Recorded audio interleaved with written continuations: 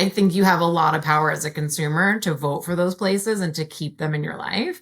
And I don't know that everybody always feels like that. And I think it's just so tempting to say, okay, well, there's this $10 t-shirt. I'm just going to quick grab it, as opposed to maybe looking at something more quality from a retailer you trust. And almost feels old school to like promote that or talk about that. But I think there's a lot of power in your community and trying to forge relationships with folks who are running those retail stores or building those smaller brands. So I'm just, I guess I would say, just think about the purpose that you're trying to drive, you know?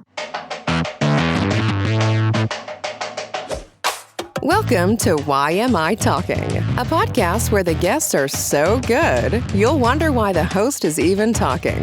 In each episode, you will hear one of the leaders of the Lehigh Valley's vibrant business hub. They will tell you the keys to their success, the mistakes they've made, and what they have in store for the future. Here is the host of YMI Talking, from YMI Insurance, Jimmy Honachik. All right, that is me. I'm Jimmy Honachik, and I'm stoked. I am very excited for this week's guest. Lily Oswald is the CEO of Sorrelli Jewelry. They produce some of the coolest jewelry, and it's all local. It's incredible. It's a great business.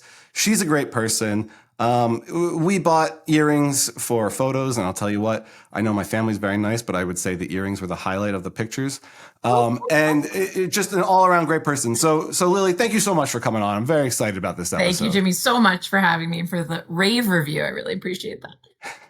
Absolutely. And so you and I mean, we go back to business school, but I reached out after that, as I was thinking about getting into a family business, because you've had experience in a family business. And so I guess walk us through from start to finish, sort of where growing up with this family business and life, what that was like.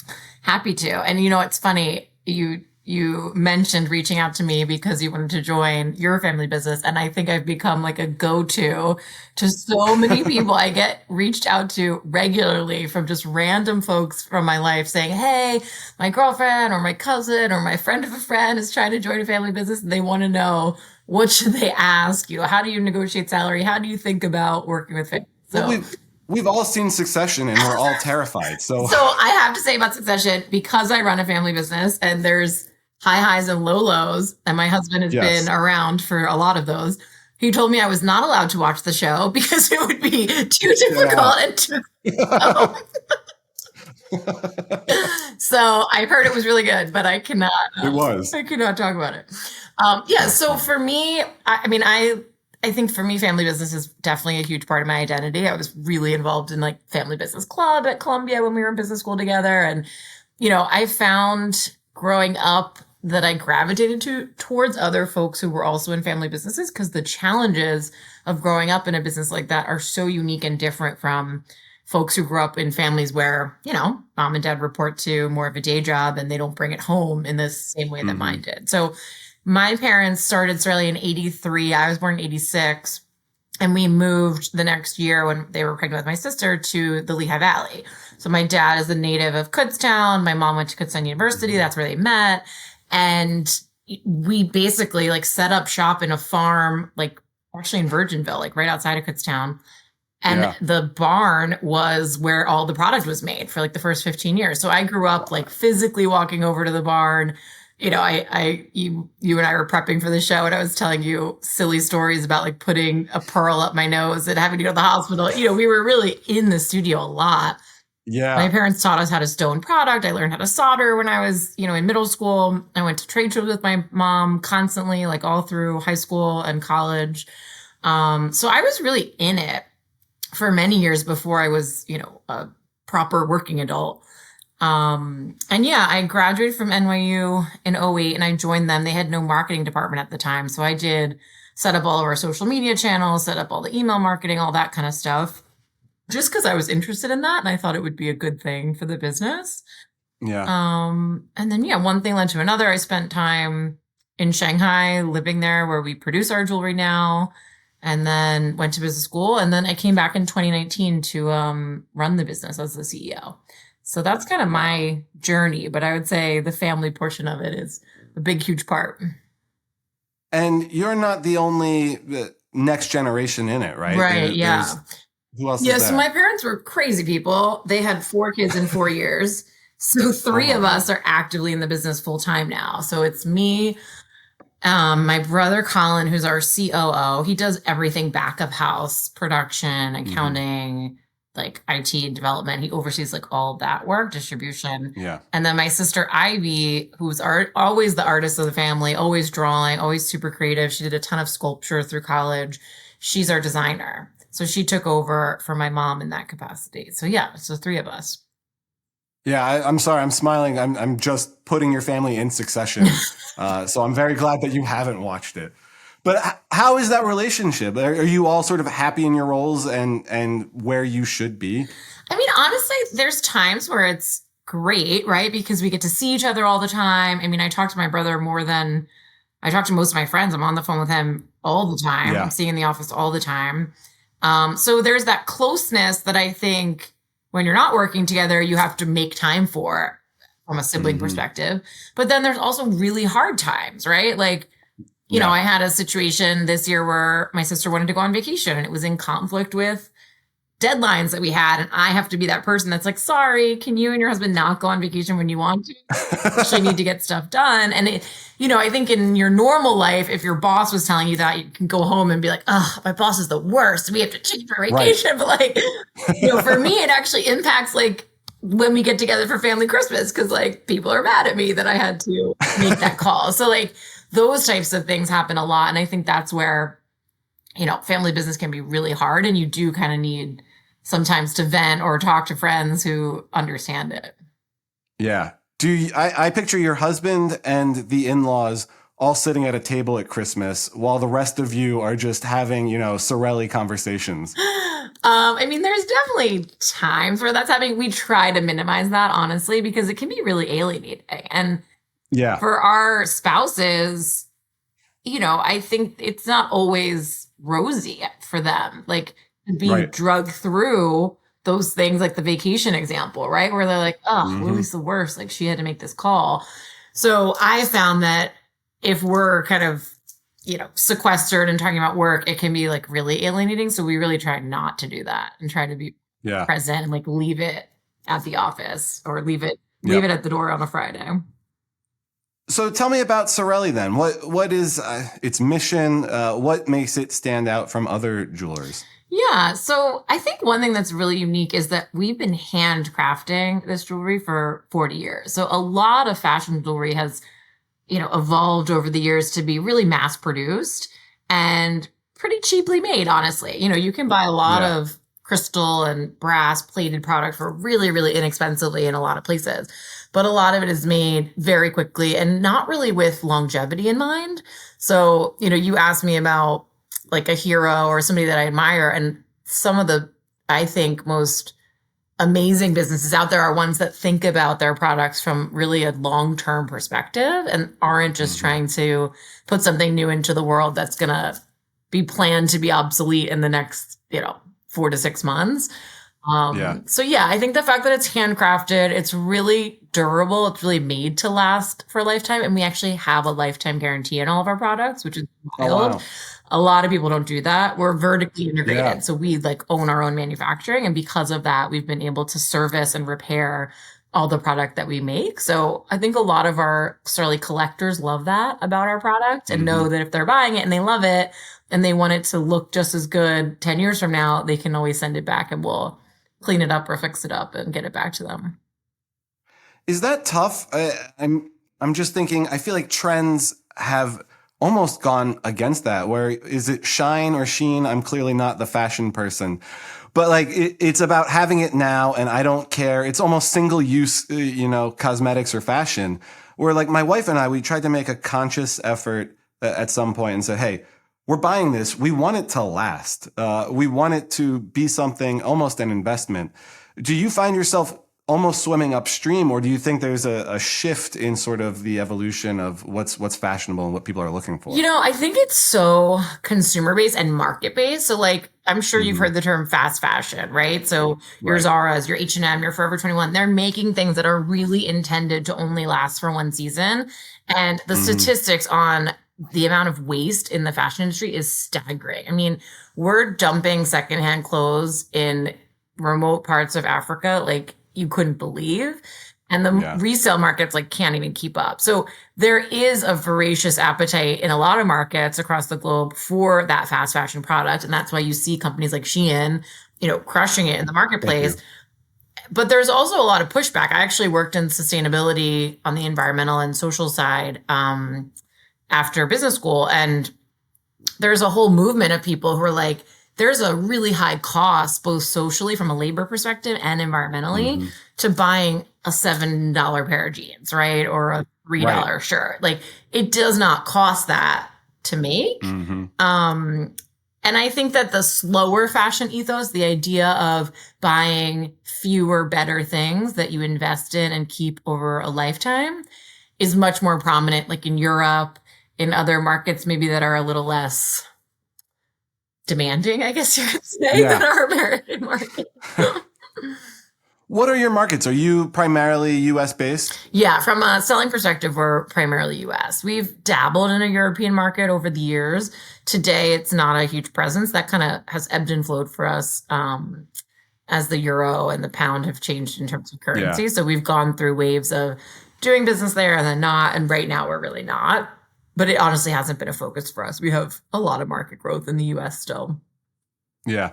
And how do you think about, the long-termness of your jewelry? I mean, what are you guys putting into place to make sure that it does last that long? I mean, I think for us, because we have this lifetime guarantee, when we're engineering product, and we really do think about it from that lens, we're actually wearing it, testing it, making sure that it's built in such a way that it's not going to fall apart, literally. So like, for instance, this is this kind of a technical explanation, but we use jump rings to loop things together, right? If you look at really cheaply made jewelry, most of those jump rings don't have like soldered joints, because if it falls apart, like the person who made it doesn't really care, right? It's kind of your problem.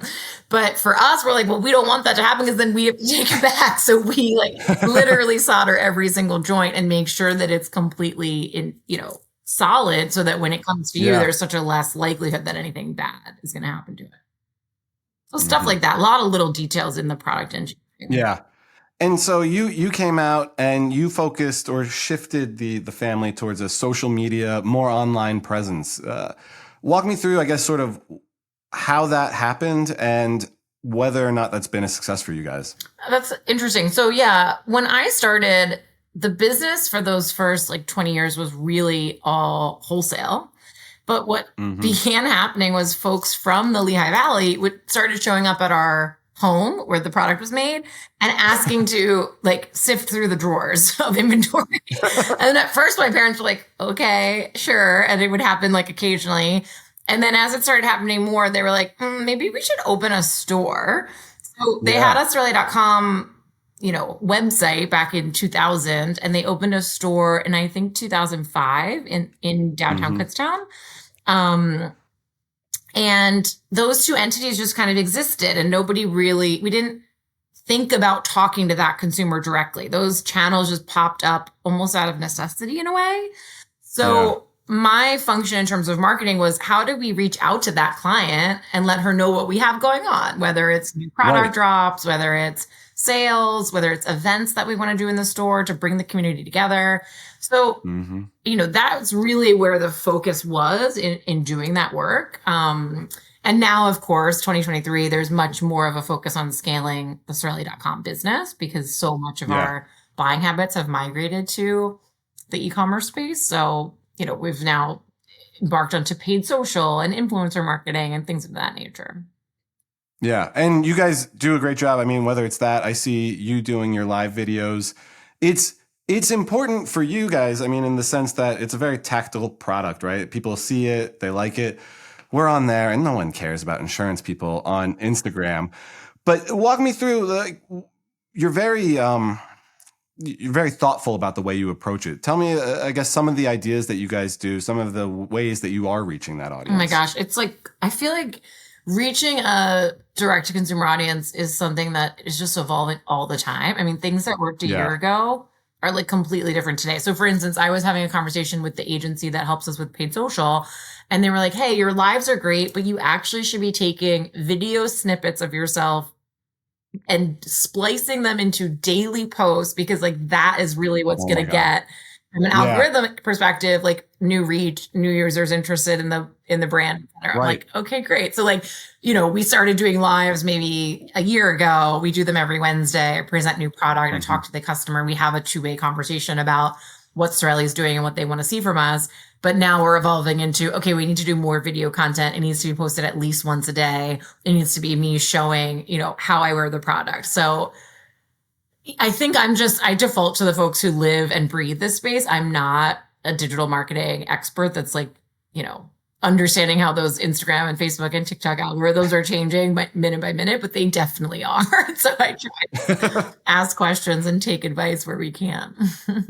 But you're right. Your job isn't to follow those. It's to kind of lead the business and trust the people who do that. Right. What does the day in the life look like for Lily? I've got to imagine it's hard to pin it down, but what would you say it looks like? I mean, honestly, I was someone who was really deliberate in the beginning. I was such a nerd. I read a book about like business leadership before I took this role. Like, how do I want to think about this? And I really decided early on, I don't want to be a slave to my inbox, because I imagined a world where I had all this work to do and all these people to meet with. And then at the end of the day, I had an inbox that was overflowing. That was another 8 hours of work, right? So I established a kind of working norm with our team where I have weekly check-ins with like every major function. So design, all of our different sales channels, the marketing team, et cetera. And those are just standing meetings. So everybody kind of has their like time with Lily in a set space. And then I kind of make my work that is above and beyond that, divisional kind of departmental stuff fit in among it. So whether that's looking at inventory, I'm constantly looking at what are the items that we've come out with that are selling well, like what's popping up in our top sellers report, we call it. I want to know like, what is she interested in? What is she buying? And how is she getting to us? So I'm constantly looking at our Shopify site. I'm, looking at what our wholesale boutiques are buying. I'm talking to our reps.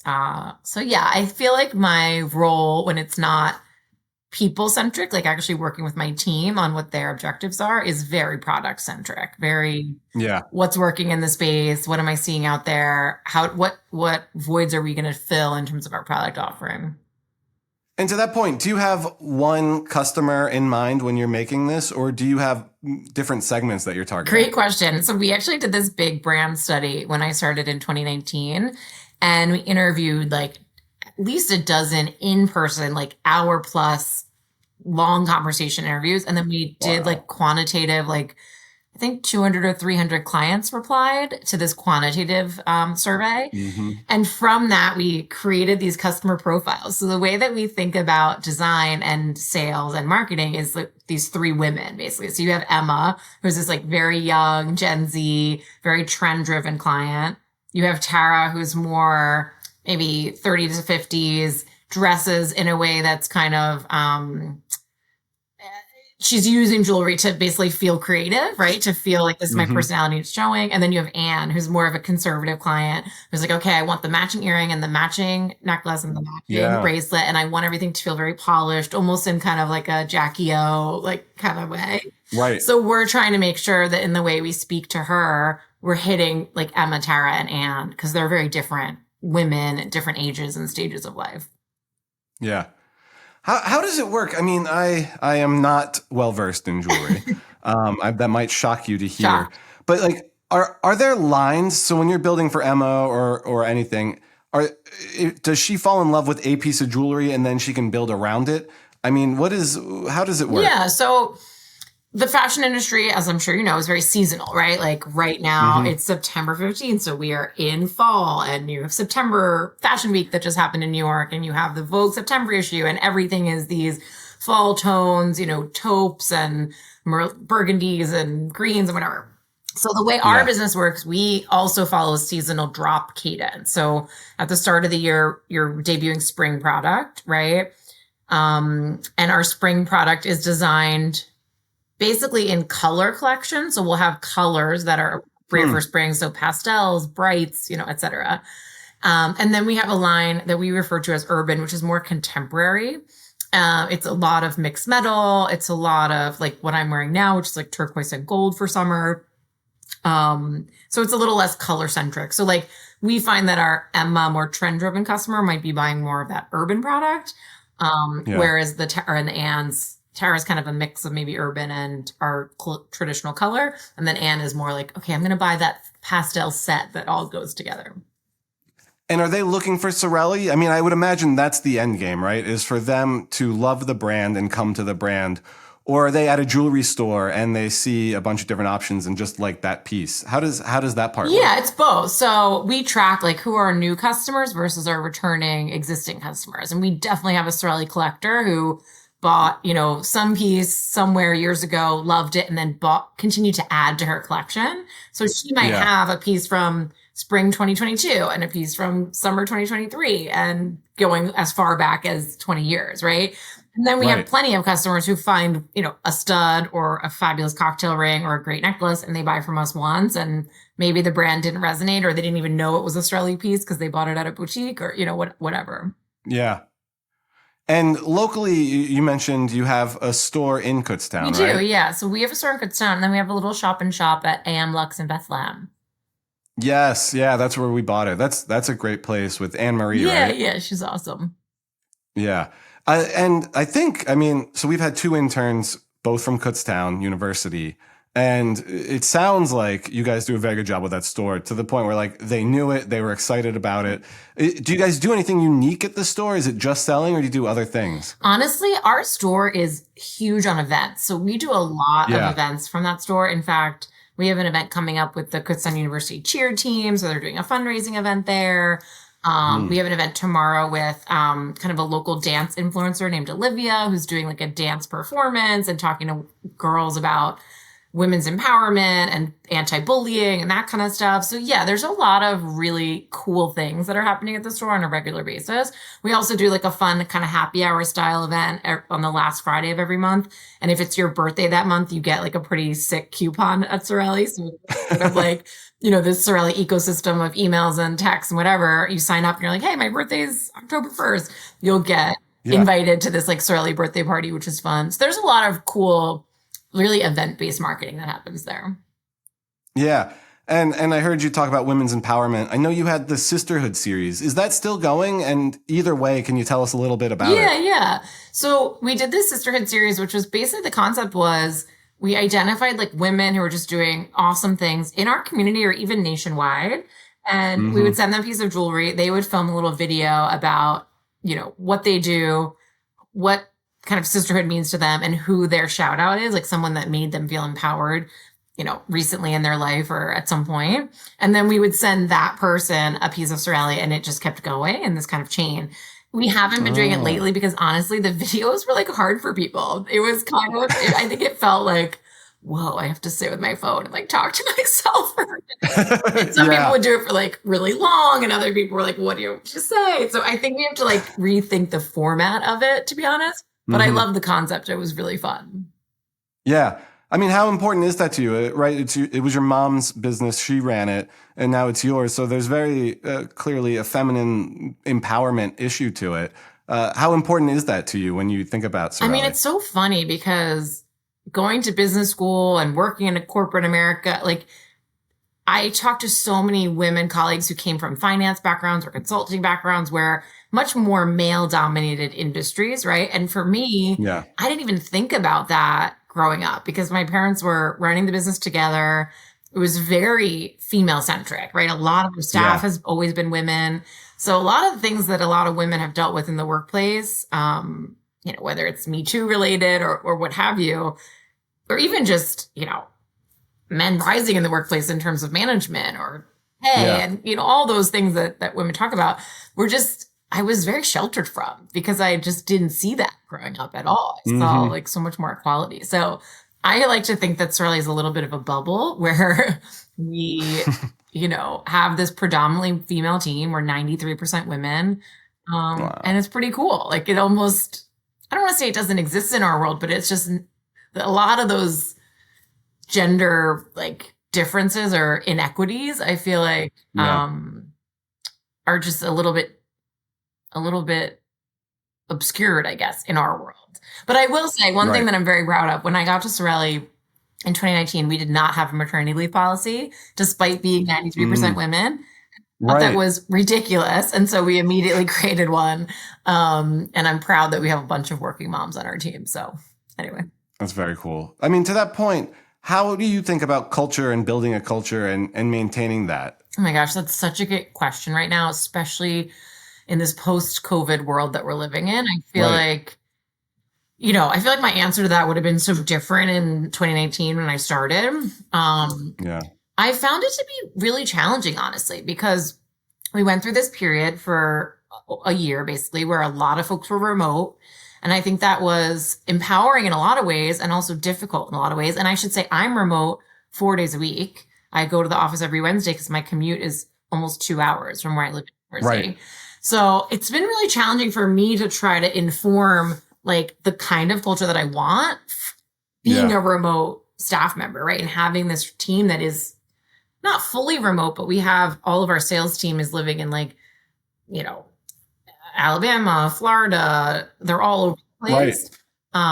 So yeah, I mean, I think obviously teamwork and like supporting each other is really important. Like, when people interview with Sorrelli, I tell them it's a very collegial place. Like, we have a lot of folks who've been there for many years. But yeah, it's a great question. Like, how do you instill a culture that feels very united and motivated and collective when you have like such a disparate, like different working condition today?